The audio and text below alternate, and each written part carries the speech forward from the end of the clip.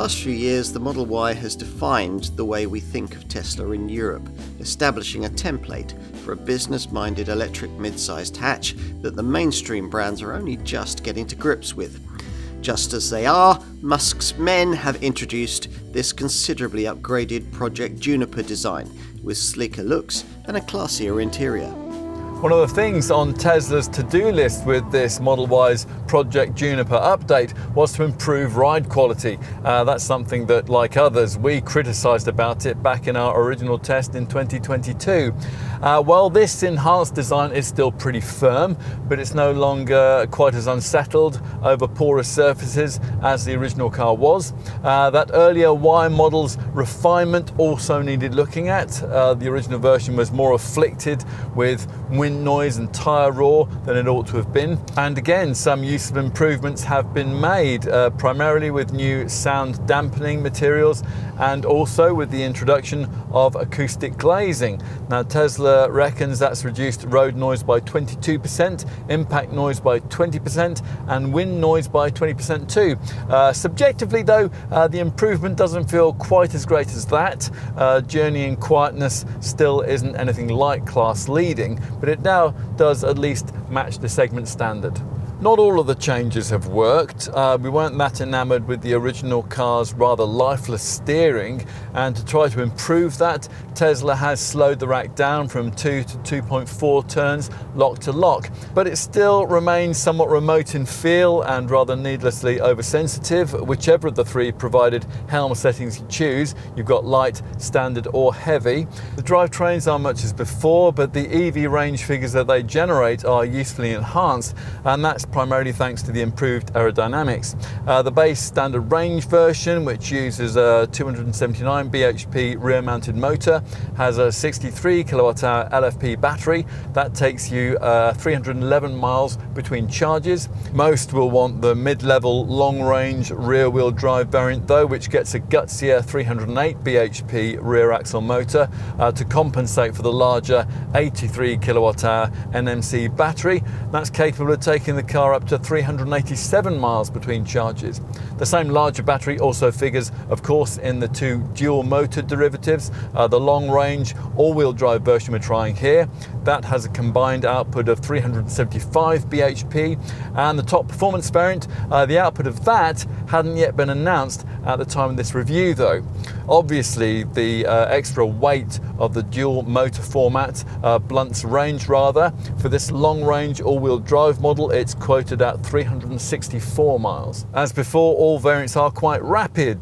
Both the single motor versions make 60 miles an hour in about 5.5 seconds, a stat that this all-wheel drive model improves to 4.1 seconds on the way to the 125 miles an hour top speed all Model Ys share.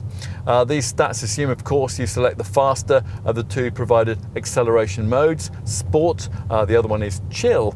Belatedly, Tesla has introduced two brake regeneration settings for our market. They're branded here as deceleration modes. As I said, there are only two, reduced and standard, and they have to be accessed via rather fiddly screen menus. They do work well via a brake-by-wire system, and they give good pedal feel. The other drive change you'll immediately notice here is that there's now no gear selection stalk. That functionality has been moved into the swipe option on the right hand side of the central screen here that you get with other Teslas. Initially you might find this a little bit awkward to use, I certainly did, but you'll get used to it, and the system automatically selects backwards and forwards motion when you're manoeuvring around at low speeds. That's jolly useful. This is a much more distinctive looking Model Y with an exterior redesign apparently conceived to maximise efficiency using every kilowatt hour more effectively. To that end, the drag coefficient is more slippery, improved from 0.23 CD to 0.22 CD, keeping this Tesla as one of the segment's sleekest cars. At first glance, there don't seem to be many changes here at the side, although actually body length has increased quite substantially by 39 millimeters to 4,790 mils. That's 70 millimeters longer than a Model 3. That's a needed increment, given this Model Y has to be large enough to accommodate a third seating row in some markets. At the front, the first thing you'll notice is the new look nose, which references that on the company's avant-garde Cybertruck, hence the angular lines and the ultra-thin LED light setup. The rear is also different, now embellished with smoked tail lamps and a 1.6 metre full-width light bar. Inside, those familiar with the original car will notice the new steering wheel, now featuring customizable switches for quick access to frequently used vehicle functions. Just one redesigned stalk now protrudes from it, gear selection duties having been moved to the near end of the huge 15.4-inch central screen, also improved, although it looks very much the same.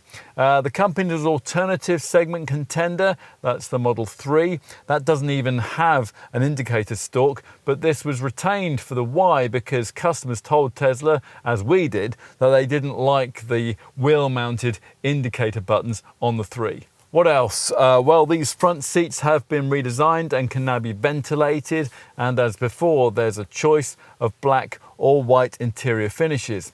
This central console here is also new, covered in genuine aluminium and featuring sliding covers with precise smooth movement, which ease back to reveal both a cup holder and extra storage.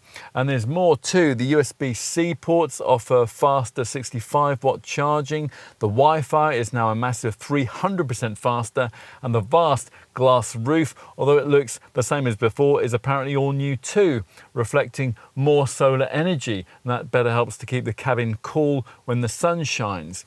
Plus blind spot indicators, they are now integrated into the front door tweeter area. Otherwise, the minimalist cabin is much as before. The physical switch has been kept to an absolute minimum, something that Tesla fans seem to like, but which we and others think is a bit of a potential safety hazard. As usual with the brand, don't even bother looking for a starter button, for a handbrake switch, or for physical ventilation controls. Even the vents actually themselves are pretty hard to see. Right, time to take a look in the back.